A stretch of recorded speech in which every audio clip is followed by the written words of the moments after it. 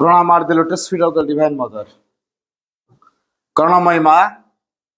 Param Prabhu Sri Aurobindo, उपस्थित समस्त मातृ संतान श्री अरविंदर गोटे वाक्य अच्छी past is your foundation present is your material future is your aim and summit बाकी आउथर कहूँ पास्ट इज योर फाउंडेशन अतीत हूँ आमर भित्तिभूमि प्रेजेंट इज योर मटेरियल वर्तमान टी हूँ प्रस्तुति future is your aim and summit भविष्यत हूँ आमर लक्ष्य एवं चूड़ांत से तो आज जो प्रसंग आम आलोचना करने जाऊे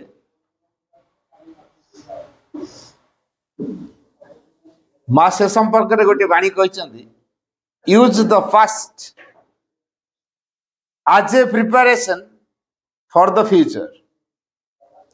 अतीत को भविष्यतर एक क्षेत्र रूप में आम प्रस्तुत करवा भाई बहन माने अतीत संपर्क में आमर धारणा कौन अच्छी अतीत आम या भावुं कि आम यहाँ फास्ट लाइफ बोली आम जदि भावुआ यही मानव जीवन आमर प्रथम जीवन भूल कथा केते केते केते केते जीवन अतिक्रम करी आमे वर्तमान मानव स्तर रे पहुंचले पुणी मानव रु आउ एक मानव हवा जो मानव को कहा दिव्य मानव श्री अरविंद भाषा रे not to be a great yogi is your object not even to be a superman is your object अति मानव है सी हमर लक्ष्य नुहे कि महान जोगीटे सी आम लक्ष्य नुहे तेल आम लक्ष्य कौन the divine alone is our object एकमात्र आमर जो लक्ष्य है आम भगवान हवा तेणु भगवान होचंद आमर एकमात्र लक्ष्य अति मानव है अति मानस को प्रतिनिधित्व करेगा तेणु अति मानस प्रतिनिधि स्वरूप अति मानव मान सृष्टि हे तबे अति मानस करिवो कौन सी आमको भविष्यत योग्य करेव तेणु अति मानस स्तर को जीवा पूर्वर आम भितर केतोटी पर्याय देखिए आमको गति करिया पड़े प्रथम आम गोटे ऑर्डिनरी माइंड रे थाउ से ऑर्डिनरी माइंड रे बहुत कथा विचार करू बुद्धि कटू एवं तर्जमा करू तेणु माइंड रे एक्सरसाइज से जोर हुए जो mind instrument of ignorance trying to know Shri Aurobindo भाषा रे जो मन होची अज्ञानतार एक यंत्र जो जानिबा को चाहता है तेणु ये मन को लेकिन आम जे पर्यंत चलुवा से पर्यंत किसी कथा संभव हो पार किसी कथा हेनी कारण से जहाँ प्रकाश करे से अर्ध सत्य को प्रकाश कर श्री अरविंद माँ ये अर्ध सत्य कथा कहना से परफेक्शन कथा कहते सुप्रीम ट्रुथ र कथा कहते तेणु व्यक्ति ता भितर थिबा सत्य ठू यात्रा आरंभ करी परम सत्य पर्यंत से जीव यही व्यक्ति सत्य ठू आरंभ करी परम सत्य पर्यंत यात्रा रे जे सहयोग करिवो से होची अति मानस जे पृथ्वी रे दिव्यता को स्थायी फल दब अनेक समय अनेक अवतार माने आछंती भित्तिभूमि को तैयारी करछंती निकटरे आमे 24 नवेम्बर सेलिब्रेशन करछे ए जो 24 नवेम्बर आमे पालन कले कौन से 24 नवेम्बर रो महत्व कौन थिला अति गुरुत्वपूर्ण भूमिका से दिन थिला भगवान वासुदेव श्री अरविंद आलीपुर जेल भीतर को कौशल क्रमे आनी गोटे वर्ष काल ट्रेनिंग देकी छाड़ी एवं पतित जातिर उद्धार पाई से काम करिवे विश्व प्रकृति रूपांतर पाई से काम करिवे पृथ्वी रे दिव्यता को से प्रकाश करिवे दिव्य जीवन आम लभिया योग्य हवा आमर भितर दिव्यतार प्रभाव सकल सतारे क्रियाशील हम एवं मानव हो उठिव भगवान अंश से छोटिया छोटिया भगवान मान आमे सब मानवीय अंश निश्चय दिन तांकरी परी हवा यही कथाटा प्रमाण करने समय आसूची आगक श्री अरविंद तो कहते सेटा निश्चित सत हम किंतु बर्तमान से कार्य कर समय आसी जो श्री अरविंद कहले ही human person we must grow divine तांकर मानवीय अंश रे आमे दिव्य हवा तेणु आमे सब किए तांकर मानवीय अंश सही परमंकर मानवीय अंश होते सब आमे माने तेणु जेहेतु से परमंकर मानवीय अंश आमे माने आम भितर से परमंकर कोठी ना कोठी गोटे अंश अच्छी से परमंकर से अंश को नहीं आमर समग्र सत्ता को संगठित करने को पड़ो समग्र सत्ता जो संगठित भगवान इन्स्ट्रुमेंट परिपूर्णता को परिप्रकाश करेंगे से आम भितर पूर्णतार कार्यधारा आरंभ हो तेणु ये पूर्णतार कार्यधारा भित्तिभूमि कौन रध्यात्मिकता कौन से आध्यात्मिकता मां भाषा रे true spirituality is not to renounce life but make life perfect with a divine perfection true spirituality is not to renounce life जीवन को वर्जन करदवा ये यथार्थ आध्यात्मिकता नुहे जीवन को दिव्य परिपूर्णता रे पूर्णता रूप दवा make life perfect with a divine perfection यहीटा हूँ आध्यात्मिकता जीवन को वर्जन करदवा कथा नुहे अतीत कौन देला जीवन को वर्जन करदवा जो संसार भीतर को आसिले हमको दुख सहयोग पड़ुची कष्ट सहयोग पड़ुची रोग भोगे पड़ुची वार्धक्य लगे पड़ुची अज्ञानतार शिकार हो पड़ुची एवं दुखजन्य जीवन बचाई प्रकृतिर दासता को स्वीकार करने आमे माने बाध्य होचे ताकू आमे अतिक्रम करवा तेज जो अतिक्रम करने जो एनर्जी आम भीतर अच्छी से जो एनर्जी आम भीतर अच्छी से डिवाइन एनर्जी दिव्य शक्ति तेणु प्रत्येक सत्ता माने से दिव्य शक्ति द्वारा संचालित हेबे संगठित हेबे तेणु आम समस्त गोटे प्रथम एवं प्रधान कार्य है आम निज मध्य थिबा से दिव्य सत्ता को आविष्कार करवा आमे जेपर्यंत से दिव्य सत्ता को आम भीतर आविष्कार करिनो एवं से दिव्य सत्ता जेपर्यंत आमर मन प्राण शरीर को संगठित करना परिचालित करना आमे माने भविष्य योग्य हो पार ना तेणु ये माँ गोटे वाक्य कहले it is by cultivating intuition that one prepares to live in the future it is by cultivating intuition बर्तमान मनर काम हेनी इंट्यूशन काम हम इंट्यूशन है संबोधि सी पुणी कौ स्तर अच्छी आमे बर्तमान अच्छे गोटे ऑर्डिनरी माइंड बा साधारण मनर स्तर में अच्छे तार ऊर्ध्वे सी आउ एक मन जोटा को कह जाए उच्चतर मन हायर माइंड बोली तापर एक मन अच्छी सेटा हूँ आलोकमय मन इल्यूमाइन माइंड बोली कह जाए तापर एक स्तर अच्छी से हूँ इंट्यूटिव संबोधि ये जो इंट्यूशन को लेकिन आमको काम करिया पड़ो इंट्यूशन गोटे बड़ गुण अच्छी से आमको फोरसाइट दब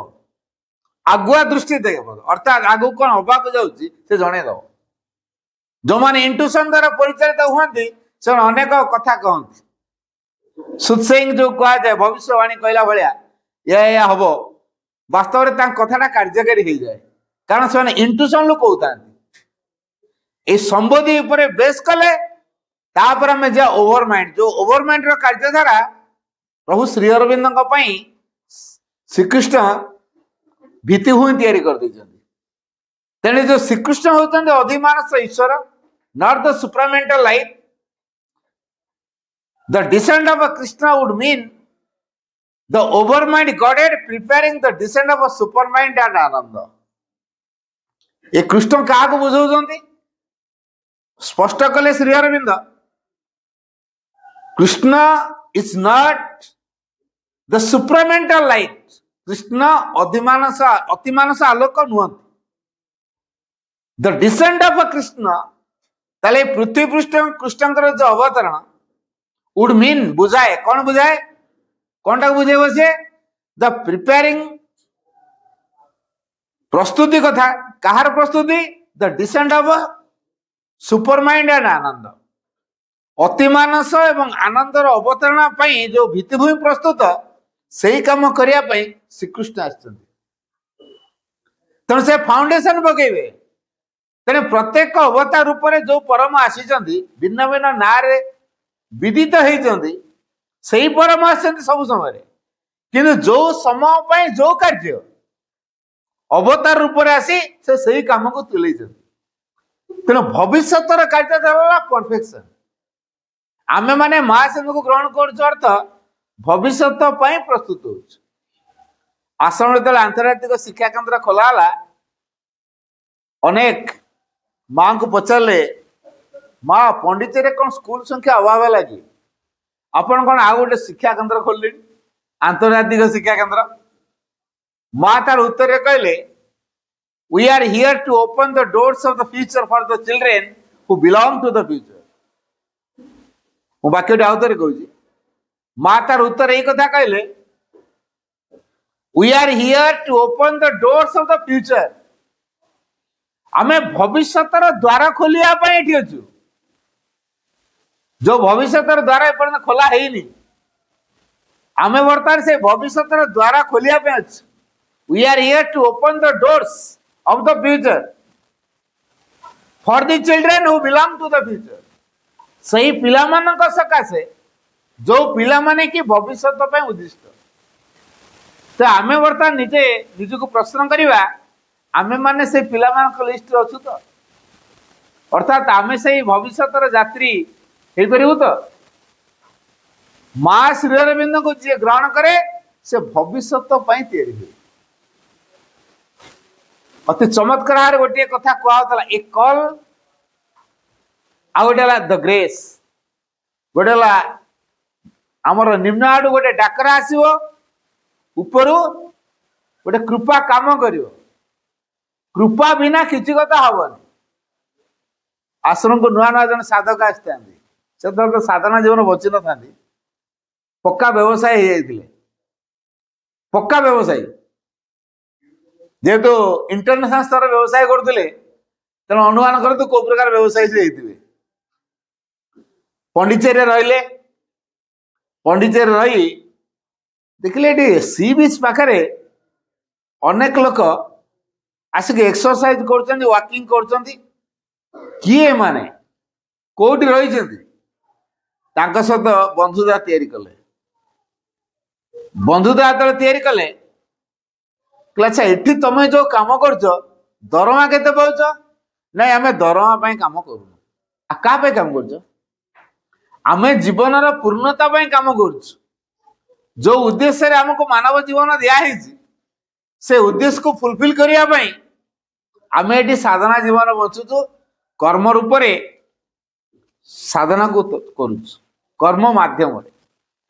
तेणु आमर साधना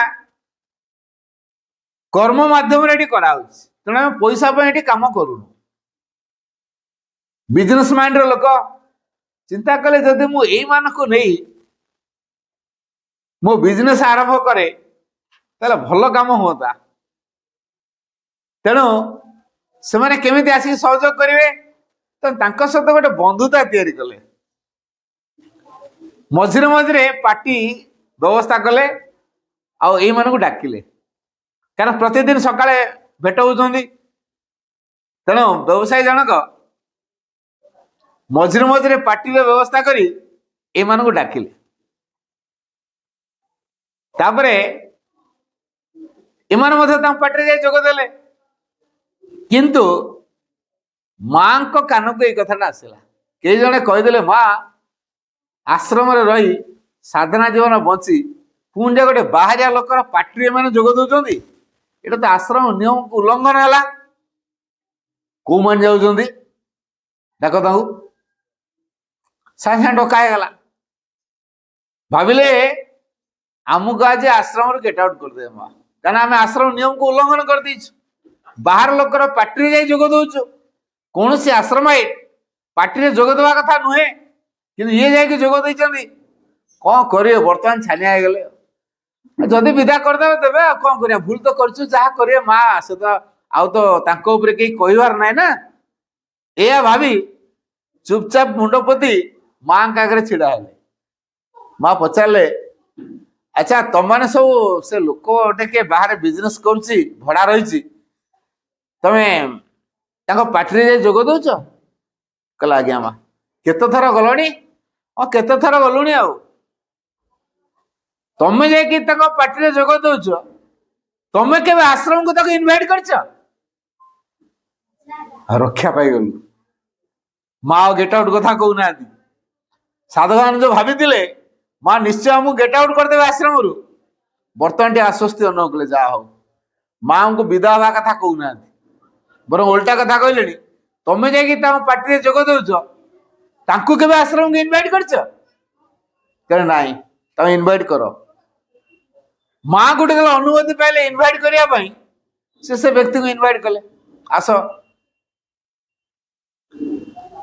ଆମ ଆଶ୍ରମ କେମିତିକା, ତମେ ବାରମ୍ବାର ପଚାରୁଛ ନା ଆମେ ଏଠି କଣ କରୁଛୁ, ଆସ ଆମେ ବୁଲେଇ ବୁଲେଇକି ଦେଖିବୁ। ମା ଅନୁମତି ଦେଇଛନ୍ତି।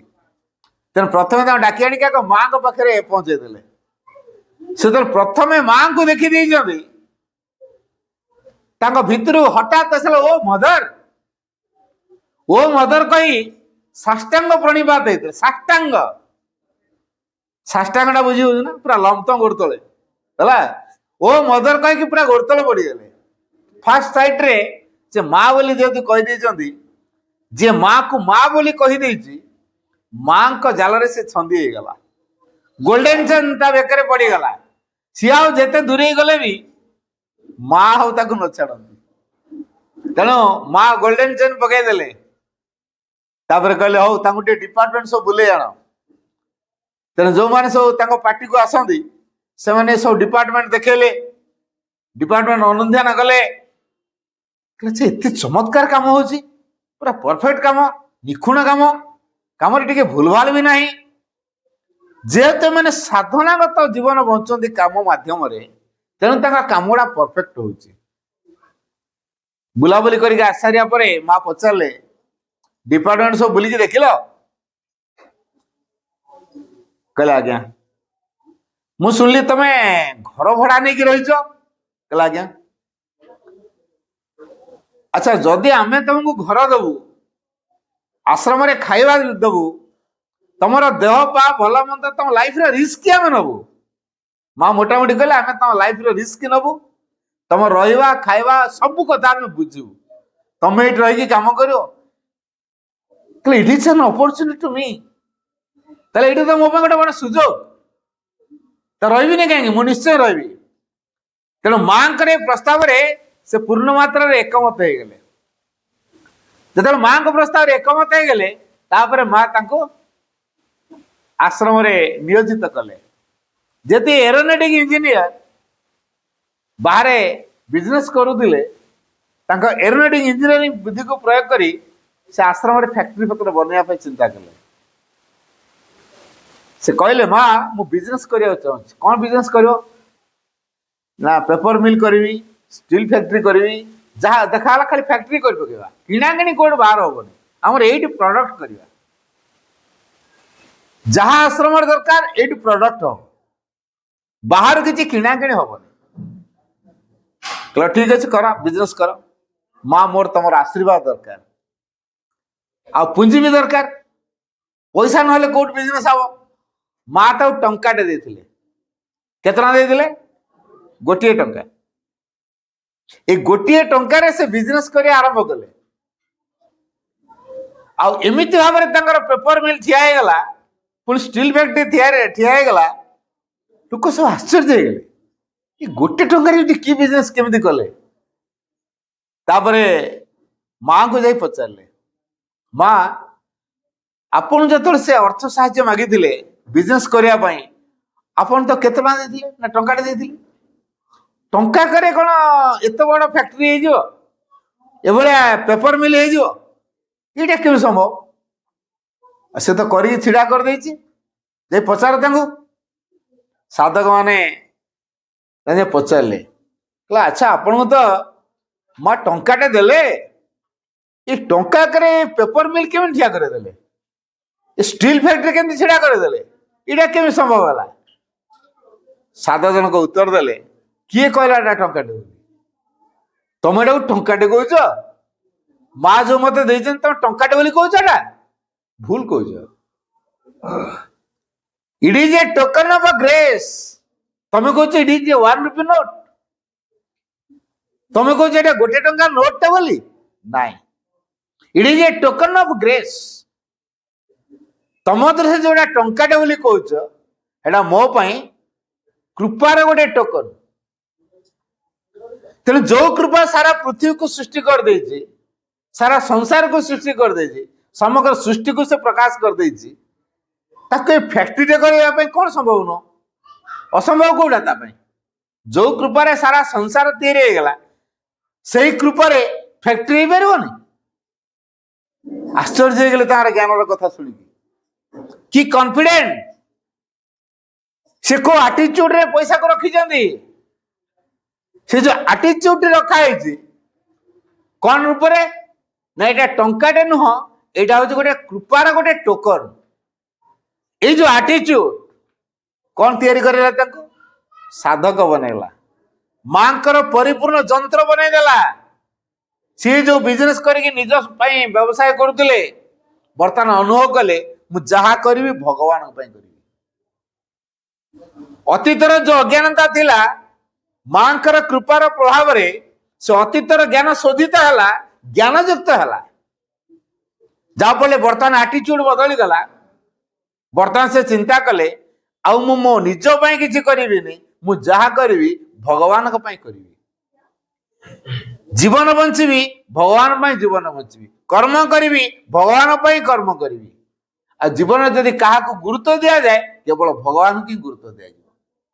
तेणु भगवान का व्यतीत मो जीवन में आउ कई गुरुत्वपूर्ण नुहंती ये जो संकल्प भितर तैयारी गला भविष्य में से उद्दिष्ट हो गले अतीत अज्ञानता भितर बुड़ीकी थे माँ ग्रेस है शोधित हो गले भविष्य में परिपूर्ण माँ जंत्र ही निजको सार्थक कर पारे से होते उदार पिंटो से साधक होते उदार पिंटो तो अनुमान करंतु आमे सब पास्ट तैयारी गोटे गोटे निर्दिष्ट संभावना को लेकिन माँ कहले a child of mind can not be zero a child of mind can not be zero माने कौन मोर पिला केबे शून्य हो पारे ना a child of mind can not be zero मोर पिला केबे शून्य हो पारिबो नाही जदि मां को पिला शून्य हो पारिबे नहीं ताले प्रत्येक भितर किसी किसी संभावना अच्छी ना नहीं ताले आम भितर जो संभावना अच्छी कौन से संभावना से संभावना को बातय करी तारी ऊपर पर्यवेक्षित तारी ऊपर प्रतिष्ठित ताको मुख्य आधार करी हमको भविष्य आड़ को लंफ दवा पड़ो माँ से कहले blessed are those who take a leap towards the future blessed are those who take a leap towards the future धन्य होचंदी सही माने जो माने भविष्य आड़ को लंफ प्रदान करते लंफ शब्दटार माने बुझी ना लंफ माने किसी चिंता न करी सीधा डेवा आ मु जो चिंता कर कुंभीर दिव पाले खुंच दिव पथर दिव बाड़े बुड़ा हो मरीजी कुंभीर मत टाणी मु डेबी से लंफ दे पार जे आगु कौन घटो चिंता कला मत मिल कौन चिंता कला लाभ कौन चिंता कला से पश्चातपद हम से लंफ दे पार आ माइंड रो काम है ये सब प्रश्न उठेवा मोर किसी हो आम भर सरलता को तैयारी कर सी जुक्ति देखे अविश्वास तैयारी कर कारण माइंड रे गोटे दिग अच्छी फिजिकल माइंड स्थूल मनटी अच्छी भौतिक मनटी अच्छी तार मुख्य कार्य हूँ सन्देह करवा। एटा माँ लिखी मन कहूनी माँ कहले the chief function of the physical mind is to doubt and it will find 1000 reasons for doubting. स्थूल भौतिक मनर कार्य है सन्देह करवा। ताको यदि पचारे तुम सन्देह कहीं कर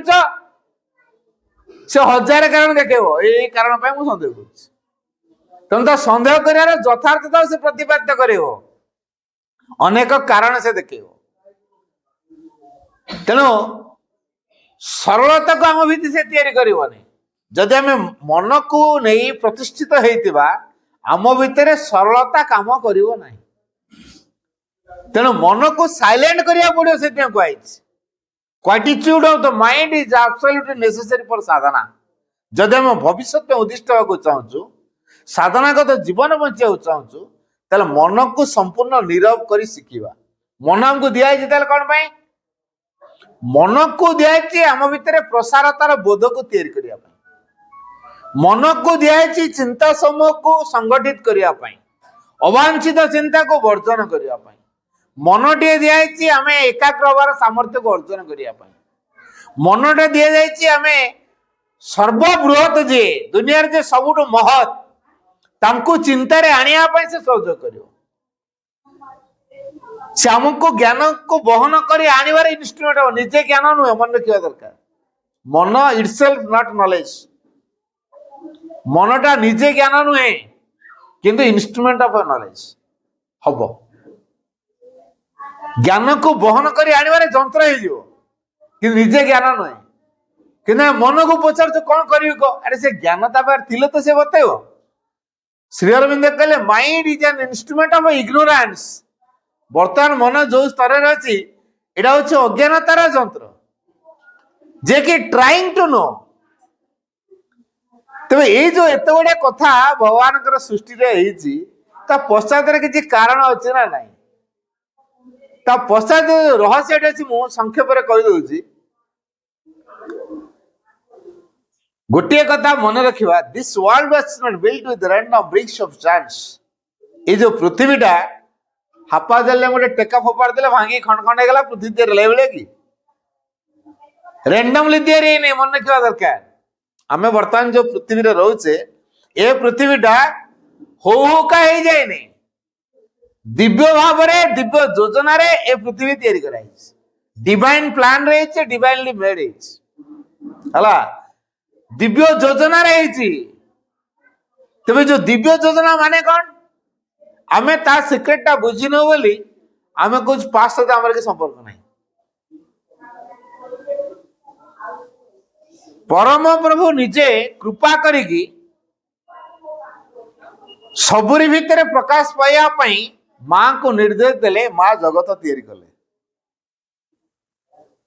एवं ये जगत को तैयारी करने जो ज्ञान जो शक्ति जो चेतना सामर्थ्य जहाँ दरकार ताको परम निज मध्य धारण करते जिते से चिंता कले गोटे पृथ्वीटा हवा आवश्यक प्रथमे कौन आने ज्ञान को आने शक्ति को आने माँ कहते दैट इज मी गोटे बाणी रे माँ लिखी the supreme Lord contains everything with in him.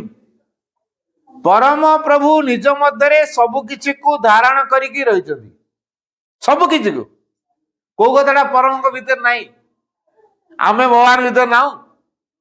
ना आम भीतर भगवान ना भगवान का भीतर आम अच्छु आम भीतर भगवान अच्छा बलगिया मन रखा दरकार जीवन रहस्य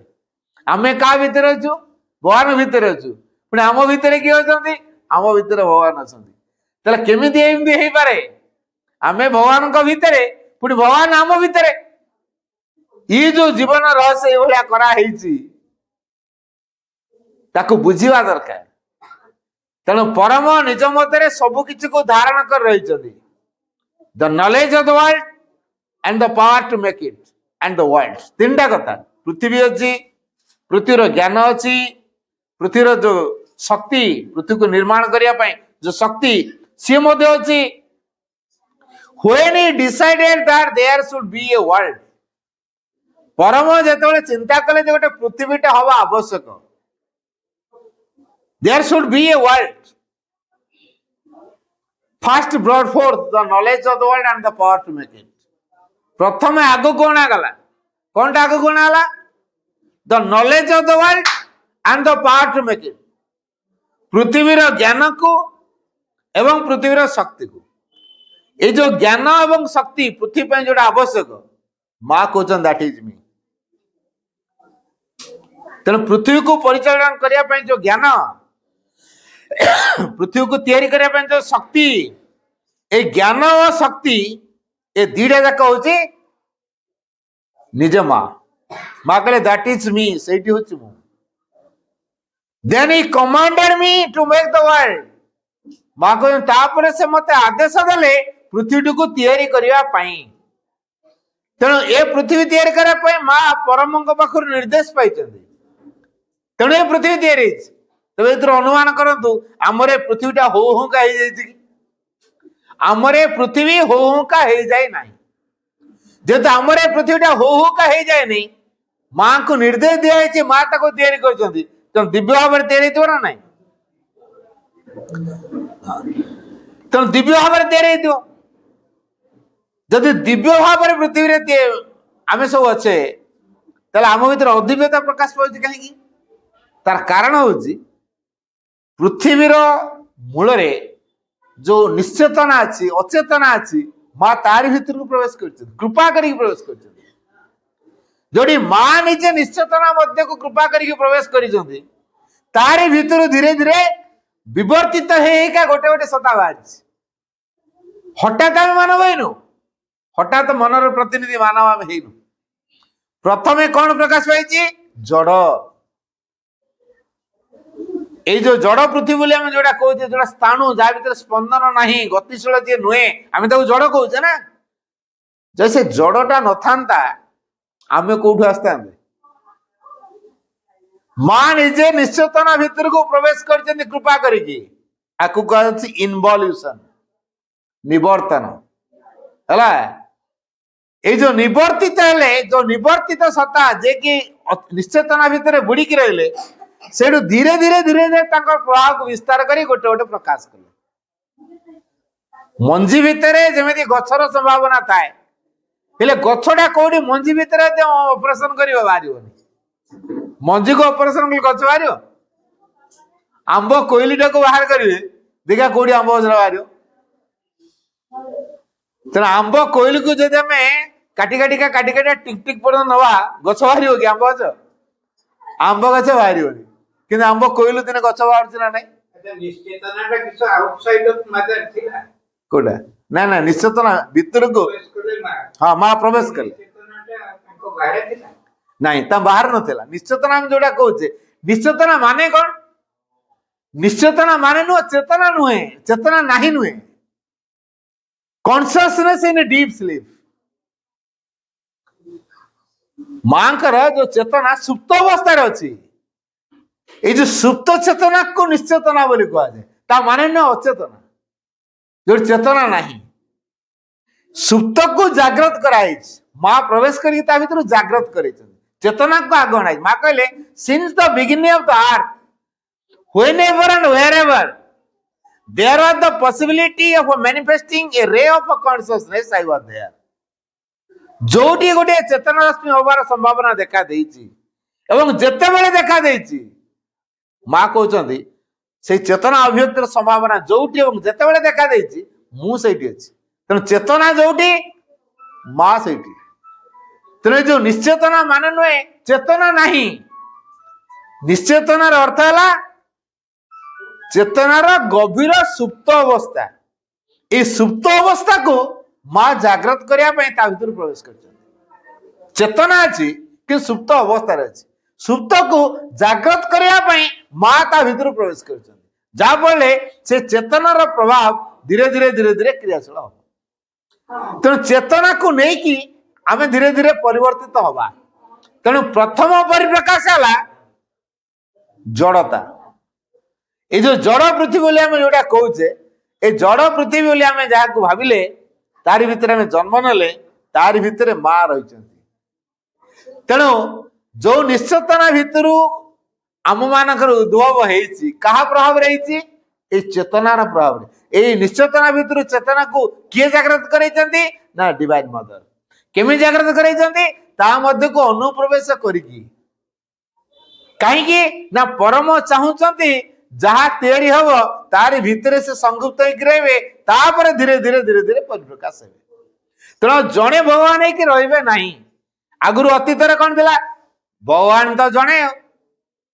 से जो जड़े भगवान अनेक को सृष्टि कले ता भितर लुचिक रहिले से लुचि रही भगवान वर्तमान परिप्रकाश हेबे अर्थात चारिआडे हम जा देखुचे सबु किछि भितर भगवान को प्रत्यक्ष करवा तेणु ये कहुई the divine is everything and in everywhere वाक्य टी भल कि शुणा कौन कहला the divine is everything and in everywhere भगवान होचंदी सबु किछि एवं सबु जगह रे होचंदी man was created to discover the divine मनुष्य मान को सृष्टि करा गला ए भगवान को आविष्कार करियो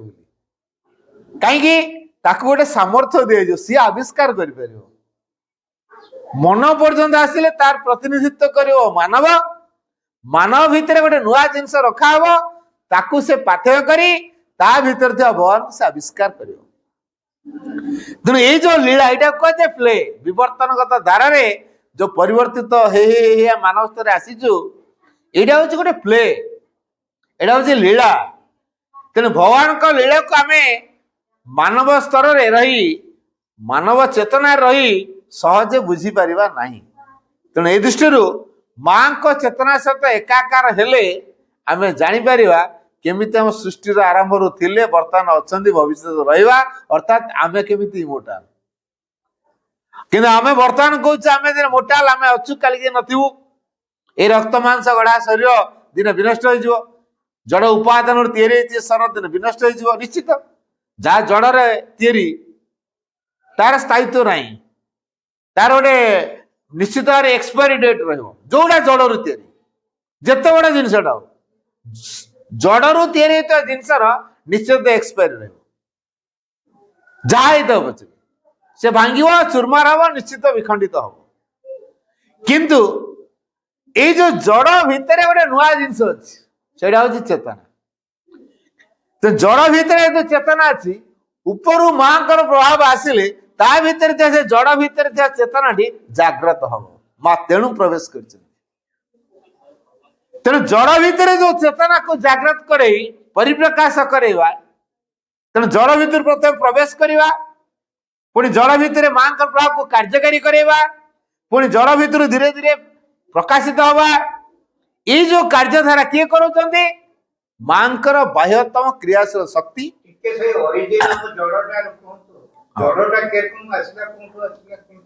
हाँ कथाटा हूँ ये जो जड़ बोली आम जोटा कहचे जहाँ भितर गतिशीलता ना आमर मानव दृष्टि भंगी है जहाँ भितर गतिशीलता नहीं जहाँ भितर स्पंदन नहीं जहाँ भितर किसी क्रिया प्रतिक्रिया देखौनी आमे मन बुझी दो कौच एटा हूँ जड़ बोली किंतु प्रकृति में जड़ से न वैज्ञानिक भाषा रे बुझंतु कठिन तरल गैस तीन पदार्थ तीन अवस्था कथा कठिन तरल आउला गैस जोड़ा कठिन होता माने कौन ता अणु अणु भितर सहबंधन टा जोर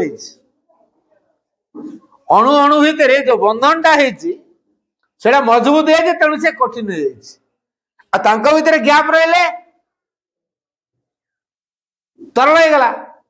आ जदि पूरा मुक्त हो गला गैस हो गला ये जेमिति कथा गैसटा को आम देखी पारनु कि भिड़ी की बांधी गोटे कठिन रूप नौ आम देखी पार्छ कि गैस अवस्था देखी पारनु से भली चेतना संगुप्त होकर जो रही सी कौन कर सबु किसी को भिड़ी के धरती प्राण को भी धरती मन को भी धरती चेतना को धरती एवं ता मध्य थिबा अतिमानस चेतना जे कि सब किसी को बदल पार धारण करे किंतु भिड़ी रही तेणु पृथ्वी से तो गोटे अर्थपूर्ण केन्द्र बोली कहुई श्री अरविंद भाषा रे आमर ये पृथ्वी हूँ एक अर्थपूर्ण केन्द्र कहीं ना प्रथम ये परिप्रकाश माँ कर जड़ को माँ ही प्रकाश कर जड़ को चेतना भितर जड़ रूप में आगे प्रकाश पाइले से चेतनाटा जड़ रूप तो जड़ रूप अर्थ कठिन रूप को लेकिन आम जड़ कहवा धीरे धीरे धीरे धीरे से जड़ भितर कौन है प्राणर अभिव्यक्ति है जो जल थिला आकाश थिला अग्नि थिला पंच महाभूत थिला तेने पंच महाभूत थिला सत्वे जो जल और वायु यार संस्पर्श आसी प्राणर गोटे अभिव्यक्ति घटला शिउली बोली हम जोटा कहूचे पत्थर देहरे शिउली लगिला शिउली है प्राणर धीरे धीरे अभिव्यक्ति है तापर धीरे धीरे बड़ बड़ गछ है गुल्म है तापर बड़ बड़ गछ है तापर यही सब गुड़िक कौन है ना गोटे जगह फिक्स डेक रोला तार गोटे मोमेंट को उसके क्रियाशील करला जीवजंतु मान तैयारी जल जेली भली जीव तैयारी माछ तैयारी तार कईच तैयारी तापर धीरे धीरे धीरे धीरे जलस्तर जीव मान तैयारी जलस्थल उभय बास कर जीव मान तैयारी जोटा कईच बोली कहूचे तेणु ये जो परिवर्तन गुड़ा कही किए कराउछि चेतना कराउछि चेतना कोठी थिला जड़ भितर थिला आम कहूँ जड़ भितर किछि नहीं हेडा आम मन कहूछि आमर क्षुद्र बुद्धि कहूछि अज्ञानता आमर कहूछि जे जड़ भितर किछि नहीं बोले आम पड़ा जड़ भितर तैयारी जड़ नथिले आम नथांते गछलता नथांता किछि नथांता तेणु माँ प्रथम जड़ को पृथ्वी रे प्रकाश करेदेले से कहगला पृथ्वी है एक अर्थपूर्ण केन्द्र माँ ही प्रकाश करे बाह्यतम क्रियाशील शक्ति जोटा कह प्रकृति बोली प्रकृतिर धारा प्रथम परिप्रकाश है जड़ जड़ भितर सब कथा अच्छे परिप्रकाश है प्राण तापर है गतिशील प्राण तापर आसला मन मनर प्रतिनिधि बर्तमान आम पुणी आम भितर आउ गोटे कथा रखाला से अंतरात्मा ये जो आम भितर अंतरात्मा को रखागला अधिक विकसित अवस्था रहा मानव भितर से अंतरात्मार जरिया आमे परम को लाभ करवा तेरे अंतरात्मार जरिया आम अभिंसा कर शिखा तेज ये जो मानव स्तर पर्यटन आसीचु कौन प्राण को बाद देचु कि जे मैट्रिक पास कर सारे से कौन पंचम श्रेणी पास करनी से सप्तम पास करनी से दशम पास करनी ना जो प्राइमरी एमई हाई स्कूल ये सब पाठ से जाननी तेणु जे कॉलेज गलानी से हाई स्कूल पाठ सारी तेणु मन परिप्रकाश हो सारे माने प्राण परिप्रकाश हो जड़तार परिप्रकाश हो मानव पर आउ एक कथा जो अच्छी परिप्रकाश हम से गोटे सत्ता को दिए तारी जरिया चेतनार परिप्रकाश यहाँ हूँ फ्यूचर काम तेणु भविष्य काम निज मध्य अंतरात्मा को आविष्कार करी तारी जरिया ए दिव्य चेतनार अभिव्यक्ति करी समग्र सतरे दिव्यतार परिप्रकाश करी अभिव्यक्ति करवा ये हूँ भविष्यतर काम आम अतीत कौन थे आम प्राइमरी क्लास पाठ पढ़ की आसु प्राइमरी स्कूल छाड़ देचु ना पाठ छाड़ देचु स्कूल छाड़ीचु पाठ को छाड़ीचु कौन प्राइमरी पाठ मन नहीं आम संख्या चिन्हनु अक्षर चिन्हनु हाई स्कूल पढ़लु केमी तेना प्राइमरी क्लास कौन टाक सांग नहीं आनीचु स्कूल को छाड़ीचु टीचर को छाड़ीचु किंतु आनीचु कौन ज्ञान को से एमई स्कूल को आसिलु एमई स्कूल पाठ पढ़लु ता ज्ञान को आम नेलु पुणी एमई स्कूल हाई स्कूल पढ़लु हाई स्कूल ज्ञान को आम नेलु पुणी कॉलेज पढ़ू भाव में ज्ञान को सांगर नहीं जाऊँ से स्कूल कॉलेज को आम सांगर नौ से अतीतर कौन नवा पड़ो अनुभूति अभिज्ञता है अतीतर कौन नवा पड़ो अनुभूति अभिज्ञता जहाँ कह ज्ञान बोली ताकू सांग करी भविष्य आड़ को जावा पड़ो श्रीराम से कहले जिते आम ये स्वरटा छाड़ुचु ए स्वरटा कौन या पंच महाभूत पंच महाभूत को गोटा क्षिति आप तेज मरुत वेम माटी पानी पवन अग्नि आकाश ये आम पंच महाभूत जदि जड़ उपादान पंच महाभूत निर्भरशील तेणु जो दिन पंच महाभूतर क्षमता आम भितर कमिज आम स्नायु दुर्बल बुढ़ा बुढ़ी मरिया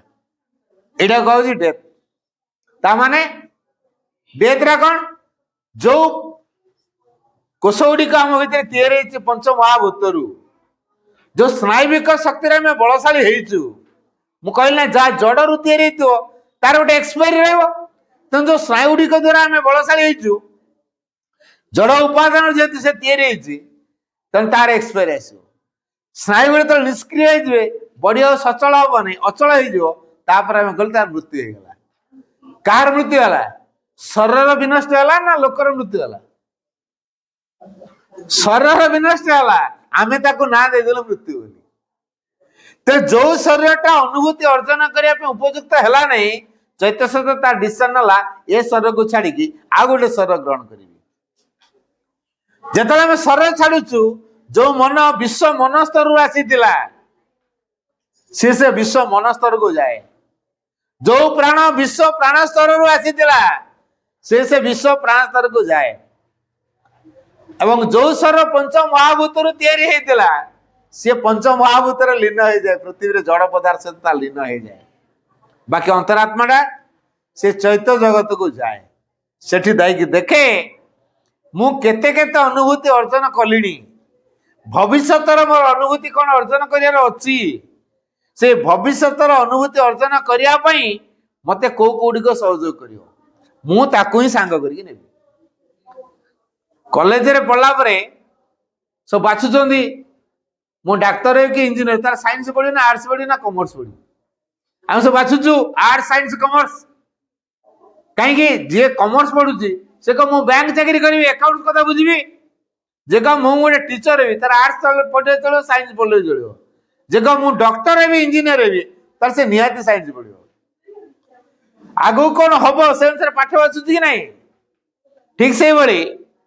ये जब पाठ बचा होती तेना आमर अंतरात्मा आग को अनुभूति नवा को चाहूँगी से अनुसार से बाचिव को मनटा सहयोग कर को प्रकार प्राणटा सहयोग कर को प्रकार शरीरटा आधार हो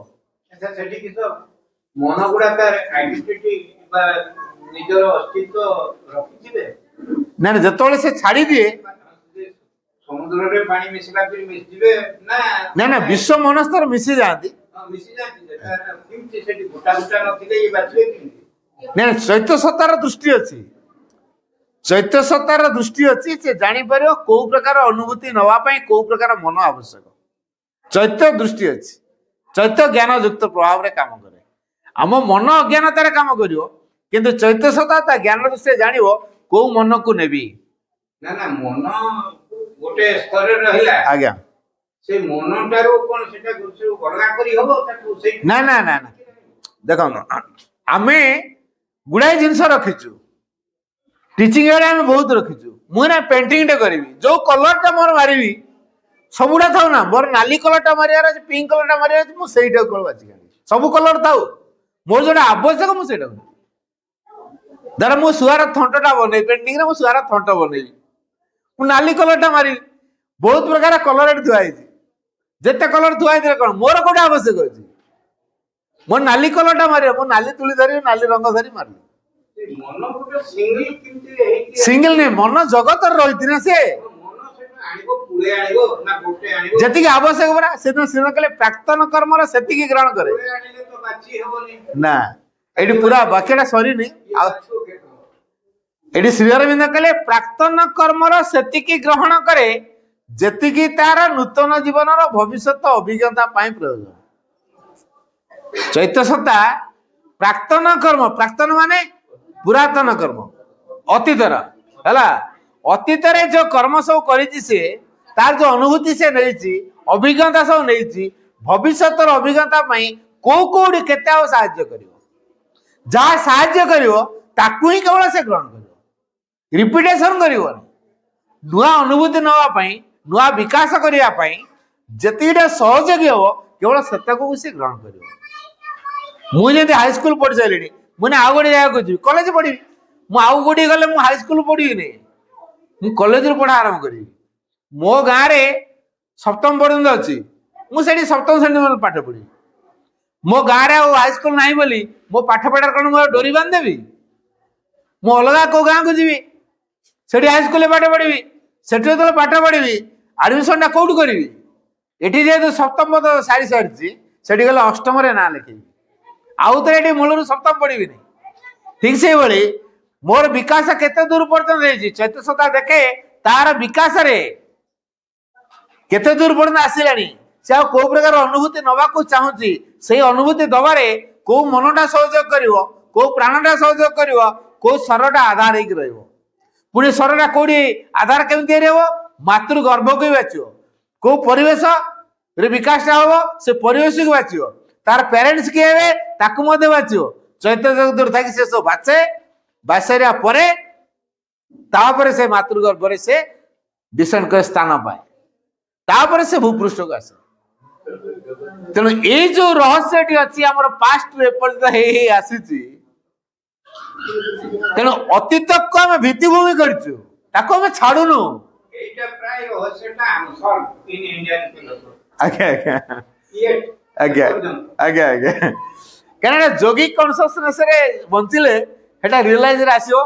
ଆଉ ମାଇଣ୍ଡ ସମ୍ପୂର୍ଣ୍ଣ ଅସମ୍ଭବ ମାଇଣ୍ଡ ରେ ଏଟା ସମ୍ପୂର୍ଣ୍ଣ ଅସମ୍ଭବ ମାଇଣ୍ଡ ଦ୍ୱାରା କେବେ ସମ୍ଭବ মাইন্ড গোটে যদি মন সাগর বলিয়া হেলা আজ্ঞা কোনা ধরি যাই কিছু আনিব না বাছি কি আনিব না গোটে আনিব কিনতে আনিব সেইটা তো ঠিক পারবে ନା ନା ଚୈତ୍ୟ ଆମେ ଯୋଉଟା ବୁଝୁଛେ ଆମ ମାନବ ସ୍ତରରେ ଚୈତ୍ୟ ସତ୍ୟର କାର୍ଯ୍ୟଧାରା ସେ ପ୍ରକାର ନୁହେଁ ହେଲା নহলে বি গোটে জিনিস কিনতে ଆଚ୍ଛା ଦେଖ ଗୋଟେ ଗଛଟେ ମାଟିରୁ ଜଳ ଅଂଶ ଗ୍ରହଣ କରୁଛି ଖାଦ୍ୟ ସାର ଗ୍ରହଣ କରୁଛି ଆଚ୍ଛା ଗୋଟେ ଦୁଦୁରା ଗଛ କେତେ ଗ୍ରହଣ କରିବ ଗୋଟେ ହରଗୌରା ଗଛ କେତେ ଗ୍ରହଣ କରିବ ଗୋଟେ ଆମ୍ବ ଗଛ କେତେ ଗ୍ରହଣ କରିବ ଗୋଟେ ପଣସ ଗଛ କେତେ ଗ୍ରହଣ କରିବ ଜଳୀୟ ଅଂଶ ଖାଦ୍ୟ ସାର ଏଟା ଆମେ କେମିତି କହିବା ଶିଖିବାକୁ ପଡୁଛି সেটি পরিমাণ কোশ্চেন আসছে এটি পরিমাণ আনিবনি সংখ্যা আসি যাଉଛି কেମିତି ଲାଗୁଛି ନା ସଂଖ୍ୟା ନୁହଁ ସେ ମନର ବିକାଶ ପାଇଁ କେତେ ଆବଶ୍ୟକ ଗୋଟେ ଦିଟା ନମ୍ବର କଥା କହୁନି ଯେତିକି ଆବଶ୍ୟକ ଅନୁଭୂତି ଅର୍ଜନ କରିବା ପାଇଁ ସେ ସେତକ ଗ୍ରହଣ ଗୁଡାଏ ଥାଉ ଗୁଡାଏ ଥିଲେ କିଛି କଥା ନାହିଁ ତାହା ଯେତକ ଆବଶ୍ୟକ ଗୁଡ଼ାଏ ମନ ସେଠି ଅଛି କି ଗୁଡାଏ ମନ ତ ଗୋଟେ ତାର ଯୋଉ ପ୍ରସାର ତାର ଦିଗ ଜ୍ଞାନର ଦିଗ ସେଇଠୁ ଗୁଡ଼ାଏ ଆଣିବ ବିଶ୍ୱ ମନ କ୍ଷେତ୍ରରେ ବାଛିବ ସେଇଟା ବିଶ୍ୱ ମନରୁ ଆମ ଭିତରେ ମନଟା କ୍ରିଏଟ ହେଇଛି ତାର ଉତ୍ସ ଯୋଉଟା ହଉଛି ବିଶ୍ୱ ମନ ଯେ ଚୈତ୍ୟ ସତ୍ତା ଗୋଟେ ବ୍ୟକ୍ତି ବିଶେଷର ଆଜ୍ଞା ସେ ଯେତେବେଳେ ଗୋଟେ ମନ ଖୋଜୁଛି ଆଜ୍ଞା ଯେମିତି ଗୋଟା ଗୋଟା ମନ ନାହିଁ ଯୋଉ ଯୋଉ ମନ ବିକାଶର ସହଯୋଗ ହେବେ ଯୋଉ ଯୋଉ ମନ ମାନେ ଗୁଡେ ମନ ନୁହେଁ ସେଇ ଯାଇଥିବା ମନମାନଙ୍କର ପ୍ଲେସମେଣ୍ଟ କେମିତି ହେଇଥିବ ଜଳରାଶି ଗୋଟେ ଆପଣ ପୋଖରୀକୁ ଯିବେ ପାଣି ଘରେ ଆଣିବେ କେମିତି ଆଣିବେ ବୁଡେଇବେ ଆଣିବେ ବୁଡେଇକି ଆଣିଲା ପରେ କୋଉଠୁ ଆଣିଲେ ସେ ଜାଗାଟା କଣ ଖାଲ ହେଇଯିବ ନା ନା ଖାଲ ନୁହେଁ ସବୁ ପାଣି ଥିବ ସେ ଯେତିକି ଦରକାର ଯେତିକି ଗରା ଆପଣଙ୍କର ଦରକାର ସେତିକି ଗରା ଆଣିଲେ ପୋଖରୀ ପାଣିର ଯୋଉ କ୍ୱାଲିଟି ସେ ଟୁକୁଣା ଭିତର ପାଣିର ସେଇ କ୍ୱାଲିଟି ଆସିବ ହଁ ତେଣୁ ଇଏ ଆଣିଲା ବେଳେ ଆଜ୍ଞା ସେ ମନଟା ତ ଗୋଟେ ପୁରାଟା ଅଛି ନା ପୁରାଟା ଅଛି ଯେତି ଫିଲ୍ଟରିଂ କରିକି ଆଣୁଛି ନା ସେ ବର୍ତ୍ତମାନ ଫିଲ୍ଟରିଂ ଚୈତ୍ୟ ତା ଜ୍ଞାନରେ ସେ ଫିଲ୍ଟରିଂ କରି ଜାଣିପାରୁଛି କୋଉଟା ଆବଶ୍ୟକ ଯୋଉଟା କି ଆମ ମନରେ ନାହିଁ ଅସମାହିତ ଜଣା ପଡୁଛି ଚୈତ୍ୟ ସତ୍ତାଙ୍କର ଯୋଉ ଜ୍ଞାନ ଅଛି ତାର ଯୋଉ ଦୃଷ୍ଟି ଅଛି ସେ ଦୃଷ୍ଟି ସେ ଦେଖିପାରେ ଜାଣିପାରେ ତାକୁ ହିଁ କେବଳ ଗ୍ରହଣ କରେ ଆପଣ କ୍ଷୀରର ଥୋଇ ଦିଅନ୍ତୁ ତାର ଛେନା ତକ ନେଇଯିବ ଖାଲି ପାଣି ଦେଉଥିବ କିନ୍ତୁ ତା ଭିତରେ ସେ ଟେକ୍ନୋଲୋଜିଟା ଭଗବାନ ଦେଇଛନ୍ତି ଯିଏ ସେ କ୍ଷୀରଟା ଏଠି ଦୁଇଟା ଉପାଦାନ ଅଛି ହଁ, କ୍ଷୀର ଅଛି ପାଣି ଅଛି ଖାଲି ଗୋଟେ ସେଠି କହିଲା ମନ ଅଛି ଯଦି ଗୋଟେ ମନରେ ହଂସ କେତେ ଉପାଦାନ ଅଛି ଭଗବାନଙ୍କ ପାଖରେ ଯିଏ ସର୍ବଜ୍ଞାତା ତାଙ୍କ ପାଖରେ କେତେ ଟେକ୍ନୋଲୋଜି ଅଛି ତେଣୁ ସିଏ ବାଛିବାଟା କଣ ତାଙ୍କ ପାଇଁ ଇଏ ହବ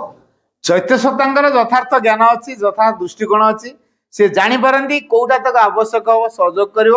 ତେଣୁ ତାକୁ ସେତକକୁ ସେ ନିଅନ୍ତି କୋଉଟା କହିଲା ବେଳକୁ ତ ଗୋଟେ ଆସିଯାଉଛି ଇଣ୍ଡିଭିଜୁଆଲିଟି ଆସିଯାଉଛି ଆମେ ବୁଝି ଦଉଛେ ମୁଁ କହିଲି ପୋଖରୀରେ ବର୍ତ୍ତମାନ ଆମେ ଘରେ ପାଣି କୋଉ ଘରରୁ କୋଉ ଜାଗାରୁ ଆଣିଲେ ସେଟା ଦେଖେଇ ହବ କି ଏ ଯେମିତି ବିସ୍ତାର ସେ କଥାଟା ଆସୁଛି ଯେ ସେଠି ସବୁ ଯେମିତି ଆମେ ମଣିଷ ଗୋଟିଏ ଗୋଟିଏ ଅଛି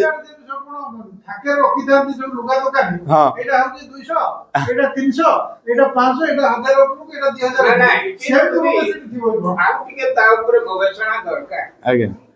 ତେବେ ଏଇ ଯୋଉ ମନର ଭୂମି ଆମେ ମନଙ୍କ ସ୍ତରରେ ତ ପହଞ୍ଚ ଚୈତ୍ୟ ଜ୍ଞାନ ଦ୍ଵାରା ମନର ବିଶାଳତାକୁ ଜାଣିପାରିବା ମନ ଆଉ ଆମେ ମନଟା କେତେ ବ୍ୟାପକ ହେଟା ହବନି ହେଟା ହବନି ମା କହୁଛନ୍ତି ମୁଁ ଲକ୍ଷ ଲୋକଙ୍କୁ ଦେଖିପାରୁନି ତାର ଚୈତ୍ୟ ଡେଭଲପ କରୁଛି ଆଜ୍ଞା ତେଣୁ ଏଇ ଯୋଉ କଥା ନା ନା ଏଇ ଯୋଉ ଭାଇଙ୍କର ଯୋଉ କଥା ସାଇକିଜେସନ କଥା ହେଲେ ତୁମକୁ ଦାନ ଦେବି ଏ କଥା ସାଇକିଜେସନ କଥା କଣ କି ଚୈତ୍ୟ ଉପାଦାନରେ ମନ ପ୍ରାଣ ଶରୀରକୁ ପରିପୁଷ୍ଟ କରିବାର ନାଁ ହଉଛି ସାଇକିଜେସନ। ନା ନା ସେ ମନଟା ଯାଇ ଦେଇକି ଆମ ପାଖରୁ ମନ ଚାଲିଗଲା ମନ ରାଜ୍ୟରେ ସେ ମିଶିଗଲା ଗୋଟେ ଚୈତ୍ୟ ସତ୍ତା ସେଇଠୁ ଗୋଟେ ମନ ବାଛିବ ସେ ଗୋଟେ ଆମେ ଯୋଉ କହୁଛେ ଗୋଟେ ବୋଲି ସେ କୋଉ ରୂପରେ ଅଛି ଇଣ୍ଡିଭିଜୁଆଲ ଭାବରେ ଅଛି କି ଗୋଟେ ଆଉ ଦିଟା ସେଇଟା ସେଟା ତ ସେମିତି ନାହିଁ ନା ମନ ଜଗତଟା ଏମିତି କେତେଗୁଡ଼ିଏ ଜିନିଷ ଅସମାହିତ ହେଇକି ଆଜି ପର୍ଯ୍ୟନ୍ତ ଅଛି। ତେଣୁ ଆମେ ଯେମିତି ଭାବୁଛେ ଗୋଟି ଗୋଟିକା ଅଛି ସେଟା ବ୍ୟାପକ ହେଇକି କିଛି ସୂକ୍ଷ୍ମରେ ଅଛି ଆମେ ତାକୁ ସ୍ଥୂଳ ମନରେ ବୁଝି ଦଉଛେ ହଁ ଏମିତିଆ ଥିବ ବହି ତାକରେ ଗୁଡାଏ ବହି ଅଛି କୋଉ ବହିଟା ଦରକାର ସେଇଟାକୁ ଆଣିବି ସେ ବହି ଅଲଗା ଅଲଗା ଅଲଗା ଅଛି ନା କିନ୍ତୁ ଏଟା ଏଠି ତ ସେ ଅଲଗା ଅଲଗା ହେଇକି ନାହିଁ ତା ଭିତରୁ ଯେତିକିଟା ଆବଶ୍ୟକ ସେ ସେତିକିଟା ଗ୍ରହଣ କରୁଛି ପୁଣି ଯୋଉ ଅନୁଭୂତି ଦବା ପାଇଁ ଆବଶ୍ୟକ ନଈ ପାଣି ଗଲା ଡୋବେ ଉଠେଇଲା କିଣି ଆସିଲା ସେ ନଈଟାରେ ତ ଯୋଉ ପାଣି ତ ମିଶ ସଜା ହେଇକି ବି ଥିବ ସବୁ କେମିତି ସେଇ ତା ଭିତରୁ ସେ ଜ୍ଞାନଟା ବାଛିବ ସେ ବାଛି ନେଇକି ଧରି ପଳେଇ ଆସିବ ଚୈତ୍ୟର ଜ୍ଞାନ ଅଛି ଚୈତ୍ୟ ଜ୍ଞାନରେ ସେ ଜାଣେ ସେଇଟା ଟିକେ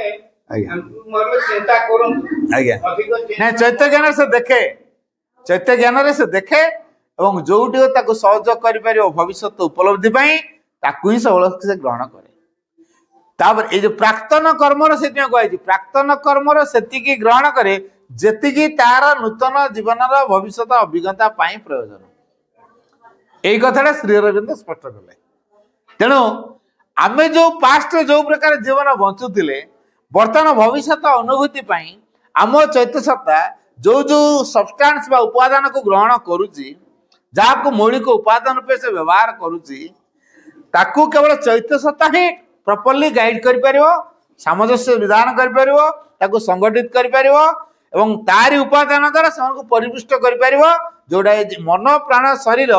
ଚୈତ୍ୟ ଉପାଦାନରେ ପରିପୁଷ୍ଟ ହେଲେ ତାକୁ କୁହାଯାଉଛି ସାଇକିଜେସନ। এই ସାଇକିଜେସନଟା ଘଟିବ। ତେଣୁ ପ୍ରଥମେ এই ମନ ପ୍ରାଣ ଶରୀର এই ଚୈତ୍ୟ ସତ୍ତା ପାଖରେ ନିଜକୁ ନିବେଦନ କରିବେ ଏଟା ହେଲା ଫାଷ୍ଟ କାମ।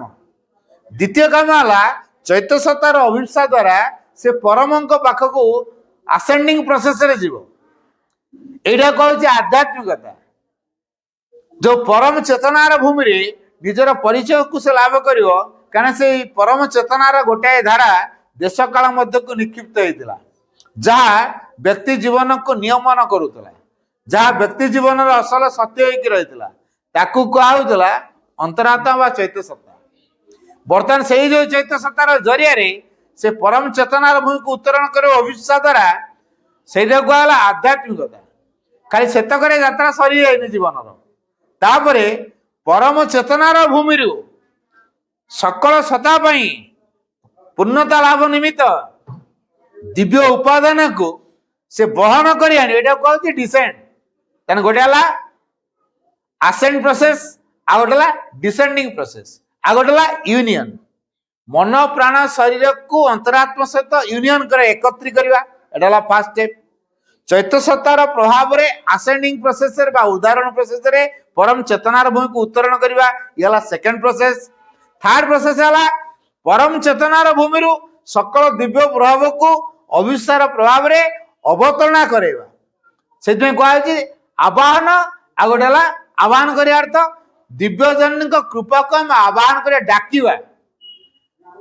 ସିଏ ଅବତରଣ କରିବ ଏ ଯେ ଯେତେ ଡାକି ପାରିଲା ସେ ସେତିକି ଅବତରଣା କରାଇ ପାରିବ। ତେଣୁ ଯୋଉ କଲ କଥାଟା କାହା ପାଖରୁ ଆସେ କେବଳ ଅନ୍ତରାତ୍ମା ପାଖରୁ ଆସେ। ଏ ଦୃଷ୍ଟିରୁ ସେଥିପାଇଁ କୁହାଯାଇଛି the future is full of possibilities for those who know how to prepare themselves for it. ଭବିଷ୍ୟତ ସେଇମାନଙ୍କ ଲାଗି ସମ୍ଭାବନା ପୂର୍ଣ୍ଣ ଯୋଉମାନେ ଜାଣନ୍ତି ଏଥି ନିମିତ୍ତ କିପରି ପ୍ରସ୍ତୁତ ହେବାକୁ ହୁଏ। ତେଣୁ ଯୋଉ ଭବିଷ୍ୟତ ପାଇଁ ପ୍ରସ୍ତୁତ ହେବା ସାଇକିକ ର ପ୍ରଭାବରେ ଆସିଲେ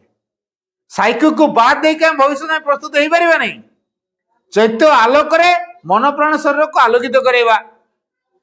ଚୈତ୍ୟ ଅଭିସାରେ ମନ ପ୍ରାଣ ଶରୀରକୁ ଅଭିଷୁ କରାଇବା ଚୈତ୍ୟ ସତ୍ତା ମନ ପ୍ରାଣ ଶରୀରକୁ ସଂଗଠିତ କରିବ। ଚୈତ୍ୟ ସତ୍ତା ମନ ପ୍ରାଣ ଶରୀର ଉପରେ ମାଷ୍ଟର ବା ଗାଇଡ ହବ। ତେବେ ଯାଇ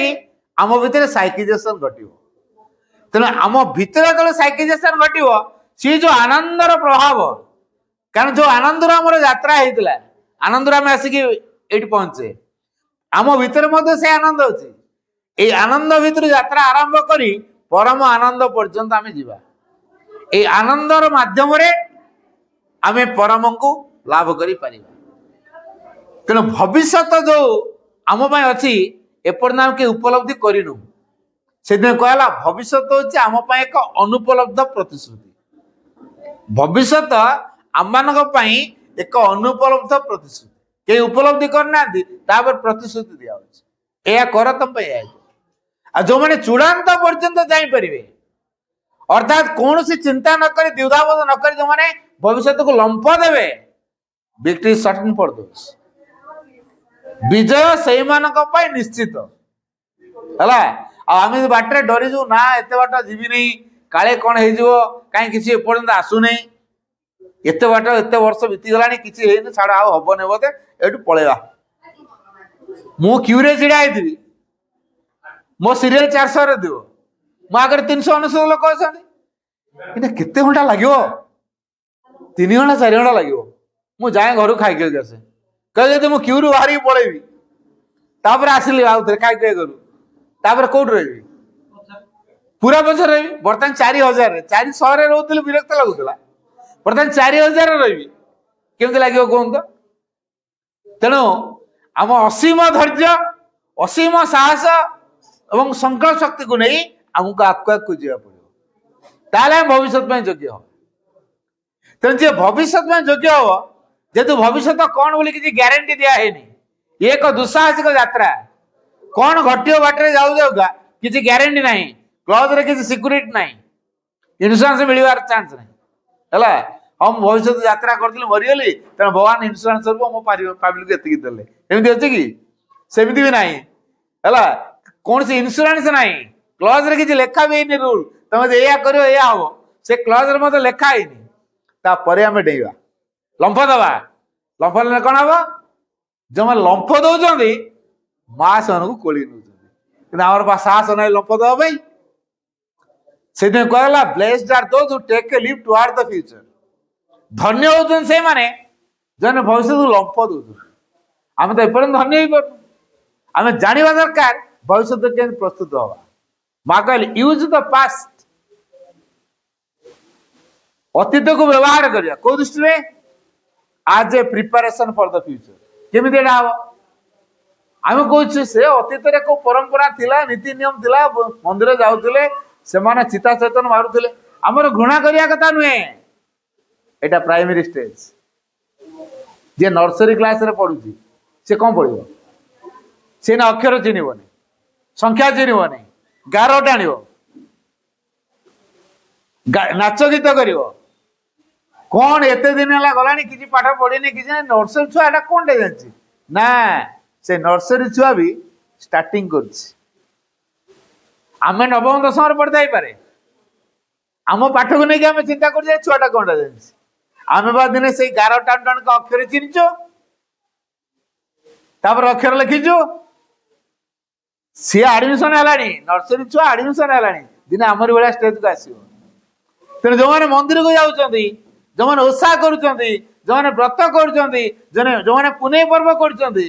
ପ୍ରାଇମେରୀ ଷ୍ଟେଜରେ ଅଛନ୍ତି। ଆମେ କହିବା ନା ସେ ମହାସଂଘ ଗ୍ରହଣ କରେ, ନେବାର, ତାହେଲେ ଆମେ ମହାସଂଘ ବୁଝିନୁ।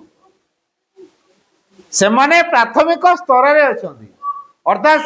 ଗୋଟେ ସ୍କୁଲରେ ଆମେ ସମସ୍ତେ ପାଠ ପଢୁଛେ, ସେ ନର୍ସରୀ କ୍ଲାସରେ, ଆମେ ଅଷ୍ଟମ କି ନବମ କି ପଞ୍ଚମ କି ତୃତୀୟ ଏଭଳିଆରେ ଅଛେ, କିନ୍ତୁ ସବୁ ଆଡମିସନ ହେଲେଣି। କିଏ ମନ୍ଦିରକୁ ଯାଉଛି, ଯାଉ, ମନ୍ଦିର ଗଲେ ସେ ତ ଜଣକୁ ଇଷ୍ଟ ବୋଲି ଭାବିକି ତ ପୂଜା କରୁଛି ନା, ଜଣକୁ ଭଗବାନ ବୋଲି ଭାବିକି ତ ପୂଜା କରୁଛି। ପୂଜା ଦ୍ୱାରା ଭକ୍ତି ତ ତିଆରି ହଉଛି, ବିଶ୍ୱାସ ତ ତିଆରି ହଉଛି, ଫୁଲ ଟିକେ ଦଉଛି ତ, ଧ୍ୟାନ ଟିକେ କରୁଛି ତ, ଜପ ଟିକେ କରୁଛି ତ, ଗୋଟେ ପବିତ୍ର ବୋଧକୁ ନେଇକି ଯାଉଛି ତ। এইটা হচ্ছে প্রাথমিক অবস্থা আধ্যাত্মিকতার। তেণু এই যে অতীতକୁ ଭବିଷ୍ୟତର ପ୍ରସ୍ତୁତି ରୂପରେ କେମିତି ଗ୍ରହଣ କରିବା? ଅତୀତର ଶିକ୍ଷାକୁ ଆମେ ସାଙ୍ଗ କରିକି ଆଗକୁ ଯିବା। କମ୍ପ୍ଲେନ କେବେ ଆଣିବା ନାହିଁ। ଅତୀତରେ ଏଇଆ କରିଦେଲ, ସେ ଆବଶ୍ୟକ ଥିଲା ସେଇଟା କରାହେଇଥିଲା। ଯାହା ପାଇଁ ଯାହା ଆବଶ୍ୟକ ଜଣେ ତିଆରି ହବ, କୋଉ ପ୍ରକାର ତିଆରି ହବ ସେଇ ପ୍ରକାର ତା ପାଇଁ ଟ୍ରିଟମେଣ୍ଟ ହବ। କାରିଗର ପାଖରେ ଟିକେ ମାଟି ପଡିବ, ସେ କୋଉ ପ୍ରକାର ମୂର୍ତ୍ତି କରି ଆମେ କହିପାରିବେ କି? ତାର ଇଚ୍ଛା ହେଲା ମୁଁ ଗଣେଶ ମୂର୍ତ୍ତି ତିଆରି, ତାର ଇଚ୍ଛା ହେଲା ମୁଁ ସରସ୍ୱତୀ ମୂର୍ତ୍ତି ତିଆରି, ତାର ଇଚ୍ଛା ହେଲା ମୁଁ ଆଉ କି ତିଆରି, ଆମେ ପ୍ରତିବାଦ କରିପାରିବାନି। ତେଣୁ କାରିଗର ତାର ଚିନ୍ତା କରିବ ମୁଁ କୋଉ ପ୍ରକାର କରିବି।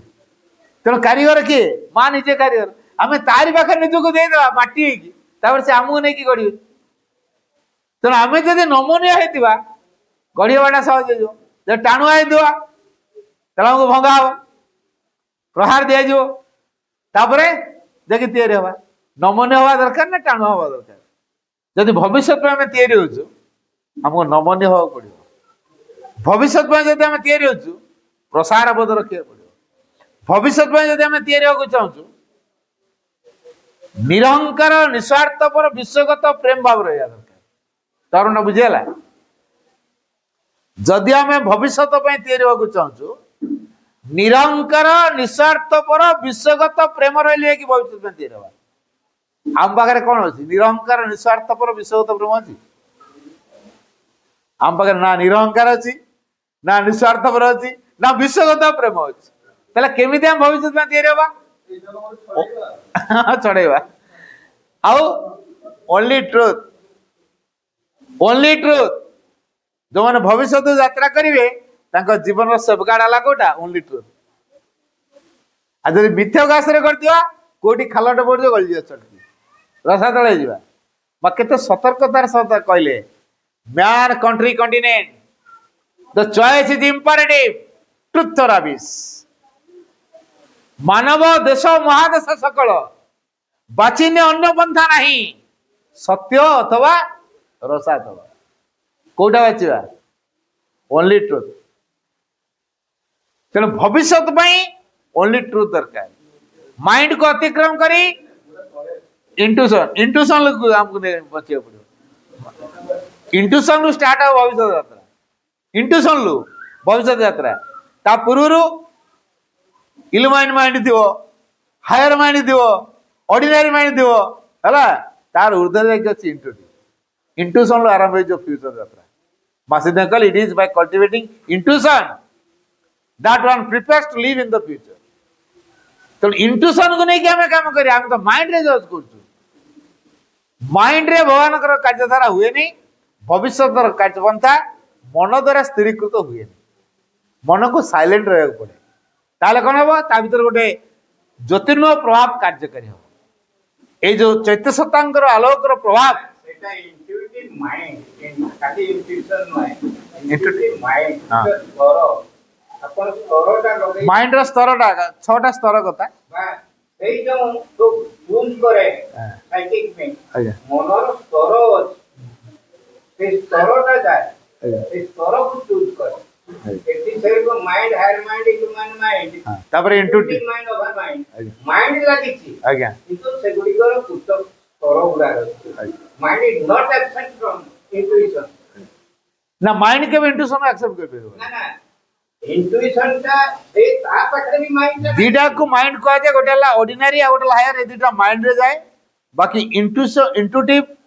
आ गोटे ला ओवर माइंड, तापर ला सुपर माइंड, एटा को कॉन्शियसनेस रे जाए। चारिटा जिनिस रे कॉन्शियसनेस रे ସୁପର ମାଇଣ୍ଡ ରେ माइंड न थाए बट कॉन्शियसनेस। କିନ୍ତୁ ଆଉ ସବୁ ଗୁଡ଼ାରେ ଦେଖନ୍ତୁ ମନଟା ଦିଆଯାଇଛି। ମାନେ ମନର ଗୋଟେ ଗୋଟେ ସ୍ତର ତା ସହିତ ଲଗିଛି ଏକ୍ସପ୍ରେସ କରିବା ଲାଗି। आज्ञा ଇଣ୍ଟୁଇଟିଭ ମାଇଣ୍ଡ, आज्ञा ହ୍ୟୁମାନ ମାଇଣ୍ଡ। हम मा कहले it is by cultivating intuition. Intuition ला संबोधि, संबोधि को नहीं कि हमको तारि ऊपर अनुशीलन करिकि हमको भविष्य पर तैयार हो पड़ो। इंटुटिव माइंड कथा को आउने, एडी इंटुइशन कथा को आउछ। ସେଇଟାର ନାମ ସବୁରେ ଫର୍ମଟା। ହଁ। ଗୋଟେ ଜିନିଷ। ତେଣୁ it is by cultivating intuition that one prepares to live in the future। ତେଣୁ ଏ ସମ୍ବୋଧି ଉପରେ ଅନୁଶୀଳନ କରିବା ଦ୍ୱାରା ଜଣେ ଭବିଷ୍ୟତ ନିମିତ୍ତ ବଞ୍ଚିବା ପାଇଁ ଯୋଗ୍ୟ ହେଇପାରିବ। ତେଣୁ ଆମେ ମାନେ ଅତୀତକୁ ଯେମିତି ନା ମୋର ପ୍ରାଇମେରୀ କ୍ଲାସ ର ସାର୍ ମାନେ ବହୁତ ବଢିଆ, ମୁଁ ଏ ସ୍କୁଲ ଛାଡି ପାରିବିନି କି ଟିଚର ଛାଡି ପାରିବିନି, ତାହେଲେ ସେ ଆଗକୁ ପଢି ପାରିବ କି? ପଢି ପାରିବନି। तेणु माँ कहले पास्ट जेते महान है तो जदि नूतनता को हासिल करिया चाहूँ तार पास्ट छाड़िया मु गोटे सीढ़ी रे तलु ऊपर उठिली छात उपरକୁ ଯିବି अच्छा मु फास्ट एटा बाँ गोटेटा पकेली फास्ट डाण गोटे सेकेंड पाउच रे थर्ड टा कोड पके थर्ड पाउच रे फास्ट सेकेंड डिरेक्शन छाड़ी दिले मु फास्ट टा छाड़ी दिनी थर्ड रे पके परबी कि मु ना मुरे छाड़ी बिनी ताले मु जोड़ दी साइड अटकी जाई परबी तन छाड़िया पड़ियो बस living the past far behind us let us run towards a luminous future living the past far behind us अतीत को बहु दूर रे फिंगी दे कोडा फिंगीवा अतीत को हम केमि छाड़ीवा चेतना स्तर रे अतीत रे दृष्टिकोण हमर रहइबनी चेतना रे हम उठी जा गोटे जाबल अतीत रे दृष्टिकोण हमर रहइबनी तेणु अतीत रे जो दृष्टिकोण थिला से दृष्टिकोण न रही आउ टिके उच्चतर आउ टिके ज्योतिर्मय ज्ञान स्तर को लेकिन हमको जीवा पड़े चेतना स्तर को लेकिन जीवा पड़े आ मु जो ज्ञान रे थिली 10 वर्ष तले मु वर्तमान सही ज्ञान अछि सेठी रहिछि ताले मोर मोमेंट किछि हेइनी मु सेठी अटकी तेणु जे छाड़ी पड़ुछि नुआ को ग्रहण करिया पई नुआ किछि हवा पई से भविष्य में जोगी परबो तेणु एई भावटा हमु कोन करे चिर तरुण कर रखे माँ लिखी to remain always young you should give up what you are in order to become what you must be माँ उतर को वाक्यटा टू रिमेन ऑलवेज यंग सब तरुण रहा you should be always ready to give up what you are तमें सब प्रस्तुत हवा उचित you should be always ready to give up छाड़िया व्हाट यू आर तमें कौन है छाड़िया रेडी हो इन to become what you must B तमें कौन हवा उचित से सकाशे कौन है छाड़िया रेडी हम ताले तुम रिमेन यंग हो पार अर्थात तरुण चिर तरुण रही पार भविष्य में योग्य हो पार द्वितीय कथा कहले to live in the truth सत्य को नहीं बंचवा द्वारा जन भविष्य में मिछ को नहीं बंचला हम मिछ को नहीं बंचले भविष्य में योग्य हो पार ना आज्ञा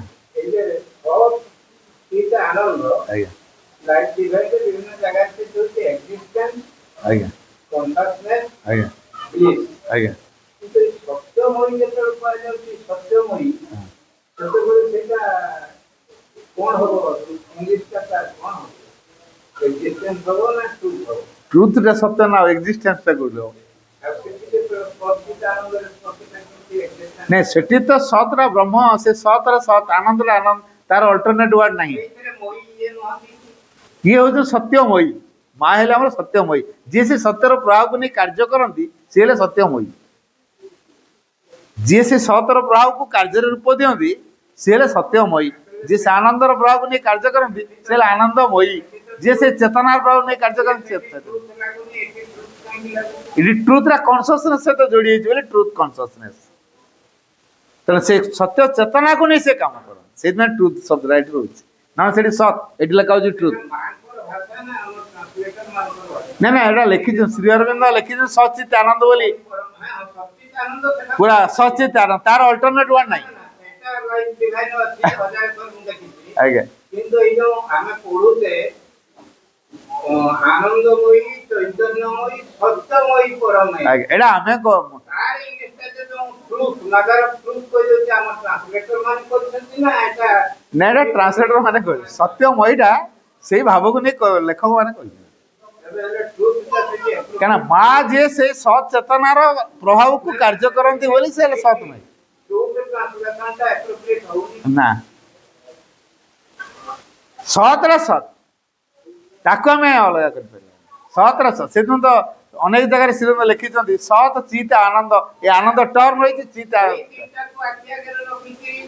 जदि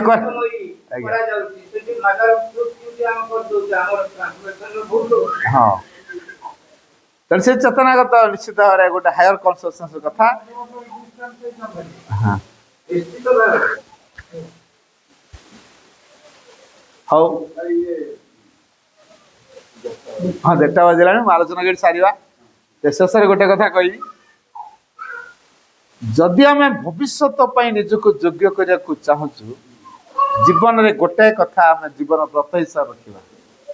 कौन सेटा think only of the divine do only for the divine do only for the divine एवं live only for the divine हला 3टा कथा प्रथम कथा कौन कहली think only of the divine केवल भगवान को चिंता करिबा do only for the divine केवल भगवान का निमित्त कर्म करिबा